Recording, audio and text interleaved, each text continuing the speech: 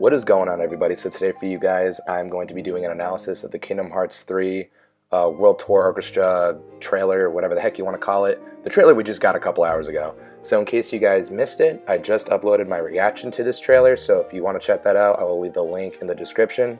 So without further ado, let's jump right into this and tear this apart. First thing we see is our boy Sora pulling some GTA, like cheat hack air parachute stuff. I don't know.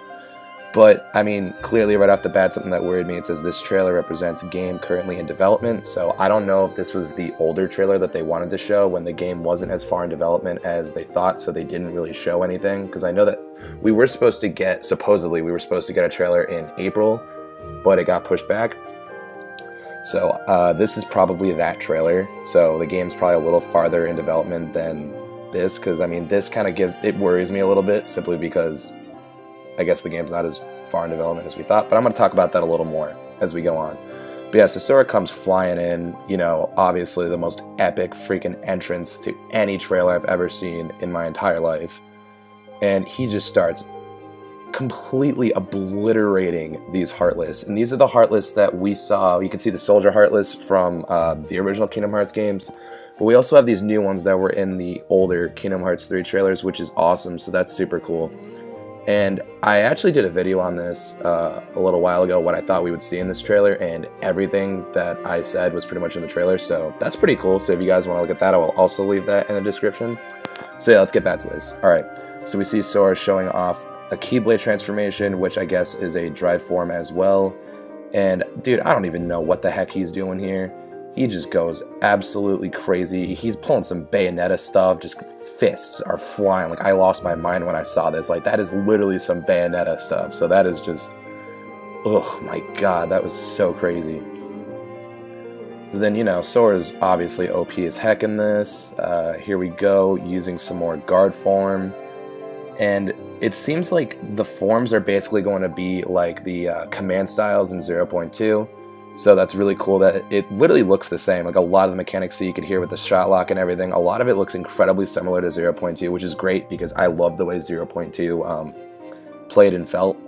So that's really, you know, relieving that they meant it when they said that it was going to be somewhat of a Kingdom Hearts 3 demo, I guess. But yeah, then Sora just summons the power of freaking God and just starts raining down on these Heartless. Like, what even is that? Shot lock, oh my, dude, that is disgusting. Like, I saw this too, and I was like, in my mind, oh my god, like, what is this? So then we keep going, got some more gameplay. Sora's doing air combos. Hello, that is some Kingdom Hearts 2 gameplay and mechanics, my boy. That is actually insane. Like, look at that. Oh my god, it is like TBT right there, man. I am excited. I'm glad that they kind of, I guess, low-key listened to the fans, and they were like, you know, we want Kingdom Hearts 2 mechanics in Kingdom Hearts 3, so, oh dude, that was just so relieving to see. This is great. And there's Magnet Burst as well. Like, we got Kingdom Hearts 2 finishes here, dude. This is great. Like, oh my god. And then we got, I guess, like, a limit or a reaction with Goofy, and that looks absolutely hilarious. The ones with Goofy are always so funny, but it was just great to see that, you know, limits or reactions are making a return, so that's totally cool. And there we go, the man of the hour. And I didn't even realize Hercules was in this until I started doing this analysis, or I knew he was in it, but I didn't realize that in the party we have Donald, Goofy, and Hercules. So that's really cool that we're able to use 4 party members, because I don't know why, but in Kingdom Hearts 1 and Kingdom Hearts 2, I got a little annoyed that I had to sub out, like, you know, my healer or my tank. Like, I can use both Donald and Goofy and fight alongside Herc, so I guess it coincides with the cutscenes a little better. So, like, you know, when you're playing a party with just, like, say, Donald and Hercules, Goofy doesn't just show up out of nowhere. Goofy's going to be there the entire time, and that is such a good thing to know, I guess, which is awesome.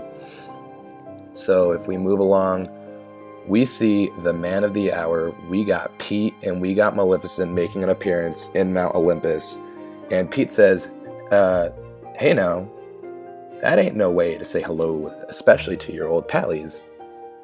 And then we have, as expected, we have Hades And honestly, me personally, I think the Disney models look great. Pete can use a little more shading on him. I think he looks a little bright, and I think Hades looks great. I think Hades' model looks absolutely fantastic, so I'm totally on board with that. But the Maleficent model, again, I think that it needs to be touched up just a little bit. Initially, I thought these models looked incredible, but, you know, that was just the hype speaking for me. But I don't know, I think that they look a little untouched. But then again, that's what the 2.8 models for 0.2 looked like, and they made such a drastic improvement. So I'm not really worried about that. And it does still say in development, so for all we know, I mean, they'll get cleaned up soon. I'm sure they will. I mean, we saw like a couple months could do with 0.2 with Aqua's model and Terra's model and pretty much everything. So yeah, I'm not too worried about that. So then we have them talking about, you know, just like random like conversation. Funny, I don't remember you guys doing any favors. All right, now toodaloo, the exit's that way. And then we have Maleficent, who drops one of the things where my jaw hit the floor. We are not here to help you. All I need is a piece of information. Is there a distinctive black box in this world? Boy, if you don't know what this is, then you didn't play 2.8, and just proving my point that you need to play 2.8 in order to understand Kingdom Hearts 3. The black box is the box from back cover, which the Master of Masters gives to Lucio before he vanishes, and we don't know what is in that box.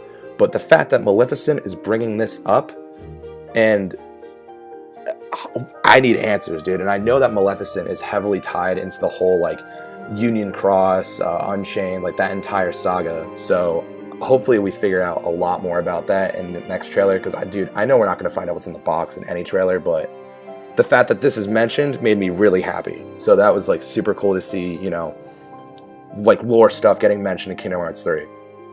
And then Hades says, black box, and then we get blue balled with that one, but whatever. Okay, so then we have Sora, and I didn't know where the heck this was for the first second, but oh my god, the rain. Are you kidding me? Look at it just washing off the side, splashing on the ground. Like, is this Kingdom Hearts? Are you serious? Kingdom Hearts looks this good, dude? Give me a... Oh my... I am blown away. And then we have the Rock Titan scene from the 2015 trailer. Sora almost gets hit by a giant rock, and the fact... Dude, this is just... Oh my... Look at that. Oh... God, that is just so great. Sora showing off some magic, some combos. Kingdom Hearts 2 combos, once again. Building in Mount Olympus. And he's showing off some more magic, you know, air, all that stuff. He's making a return. What is this? What? Oh my god, dude. Sora is so OP in this. Like, wow. So then he starts flipping around, goes into his second form, which I don't know what that is. I'm assuming it's some sort of drive form, translation, differential, like whatever, but... He's... Magnet Bird? Oh my god. This... Sora is so busted. But then here's something that really caught my eye. This man... I don't know if this is like some Rising Sun type of reaction command from Kingdom Hearts 2, or if he's really doing what I think he's doing. If this is some aerial Sonic Blade type of stuff, oh my god, like, this is just... What is he doing? He's just flying. He dives in at the beginning. He's doing Sonic Blades in the air now. Like, can Sora just freaking fly? What is he doing? And then we see... I don't know why it skipped my mind. I'm sorry. It's really early in the morning. Oh my god. Okay, anyways. So we have Flow Motion making a return, which is incredible. So Sora leaps up, and then we get to the 2015 Kingdom Hearts 3 trailer scene, and it looks so much better. Like, oh my god, this looks insane. Sora is running up, we got the rain, we got the Rock Titan glowing and stuff. Like, oh my god, like this, the flow motion, even just, dude, everything just looks so much better. Like, I can't believe it. Like, this is Kingdom Hearts 3, everybody. And this is, like, not even finished. This is what it looks like right now. So that is just absolutely mind-blowing. Like, I cannot believe how good this looks. And then here comes... We have Xemnas and Ansem talking to Donald, Sora, and Goofy. I don't know why I said it like that. Sora, Donald, and Goofy. You can't say it either way. Sora, Donald, and Goofy outside the gates in Twilight Town, and Xemnas says, "How do you expect to bring Roxas back when he should never have existed in the first place?" And then he goes on and he says, "There is only one way to accomplish it." And he says, Sora, are you finally going to call upon the darkness?" So I think that this was a very important scene that hopefully not a lot of anybody skipped over. This is where Xemnas originally found Roxas, when he gave him the name Roxas and then recruited him into the organization. So I'm very interested to see what the context of this conversation is, and I just want to know more about what's going on. And I think that it's really cool that Sora's trying to bring back Roxas, probably trying to fight against Xehanort and the 13 Sickness of Darkness. So, to me personally, like, listen, I love Roxas as a character, and I love the whole Twilight Town trio, but I'm annoyed because I knew Roxas was going to make a return, but I think it kind of messes up his whole story because I don't know. Maybe I'll make a different video on that. I'm stoked Roxas is returning, but I'm very, very curious and nervous on how they're going to do this. And one more thing that I wanted to say is Xemnas' model looks a little Final Fantasy-ish. Like, his eyes are a little too small. He looks a little too polished. That jacket, like the organization coat, looks fantastic. And, I mean, from what I can see of Ansem, he looks a little rough around the edges too. All these models kind of look a little rough around the edges, but you know what? Like it said at the beginning, it's still in development. I'm not too worried about it. But yeah, he looks a little too Final Fantasy-ish for me. I think it kind of lost like the Kingdom Hearts feel, because they usually have like the big eyes, and his look like a little too, like he looks like he belongs on a Final Fantasy game, not really like a Kingdom Hearts game. And yeah, Ansem looks a little, what do you want, man? Jeez, he looks like he's tweaking, like, whew, wow. So, like, you could even see the detail on the gloves and the jacket, like, oh my god, that looks so unbelievably good. And then from what I can get, the models for Sora, he looks a little younger than he was made to be in, like, the renders and everything. Like, he literally looks younger than he did in 0.2, and perhaps this is an older rendered cutscene. I don't really know. But like I said, he looks a little more like the 2015 Sora rather than the 0.2 Sora. And, you know, I think Donald and Goofy look great. It's just Sora's face, he looks a little young. And I hope that changes, because in 0.2, I thought he looked absolutely incredible. So I'm just hoping that they fix that a little bit. But I mean, like, his jacket and his pants and the environment, like, everything looks so good. It's just the characters' faces, just like in the 0.2 trailers, they just need to clean that stuff up a little bit. But, yeah, other than that, we get that clean Kingdom Hearts 3 logo at the end, and no Switch, so Kingdom Hearts 3 is not going to be on the Switch, which I'm fine with. It doesn't really matter to me. But I know that there were people that were hopeful that Kingdom Hearts 3 was going to be on the Switch, but I was going to buy it for PS4 anyways. And then we get this special little message.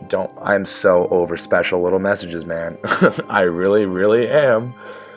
But you know what? We get, join us next month at D23 Expo 2017 as we proudly present, I didn't read this right, a new world and new trailer, July 15, 2017. So make sure you guys tune in at that point.